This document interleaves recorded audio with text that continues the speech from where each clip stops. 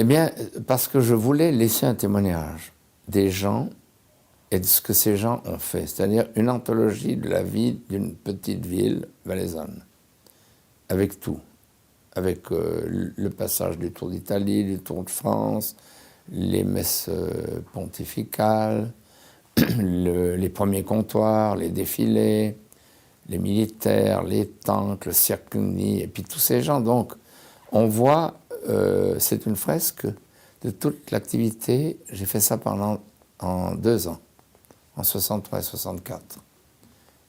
Et on voit toute l'activité de cette ville et tous ses habitants à cette époque apparaissent. Donc c'est un théâtre vivant. Quand on voit ces films, on ne voit que des morts, en principe, parce qu'ils sont tous morts. Les jeunes, on ne les reconnaît plus parce qu'ils ont vieilli, et on ne les reconnaît pas, mais les seniors, les âgés, sont tous morts.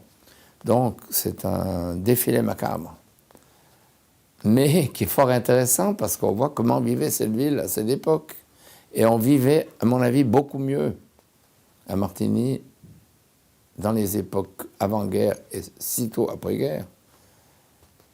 Impensable de voir des gens, des dames fumer dans la route, sur les rues, ou des gens qui boivent du whisky ou des alcopopes ou n'importe quoi, qui sont malades, des jeunes filles avec le dos débraillé, nu, des mini-jupes.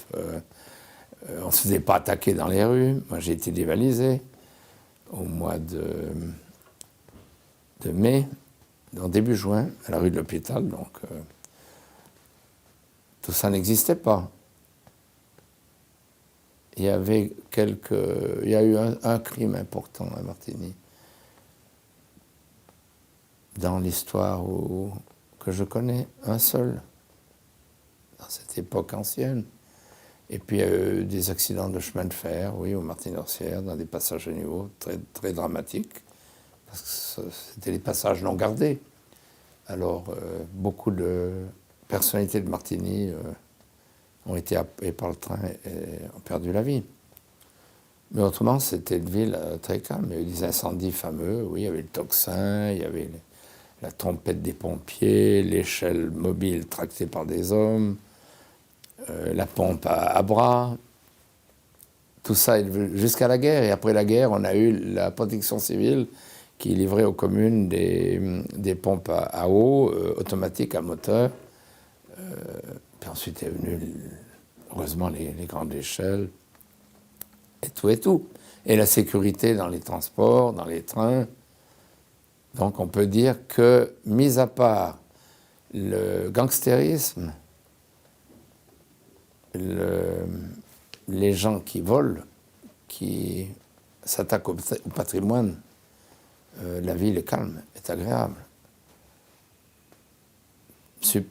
Osons espérer qu'elle resta ce qu'elle fut.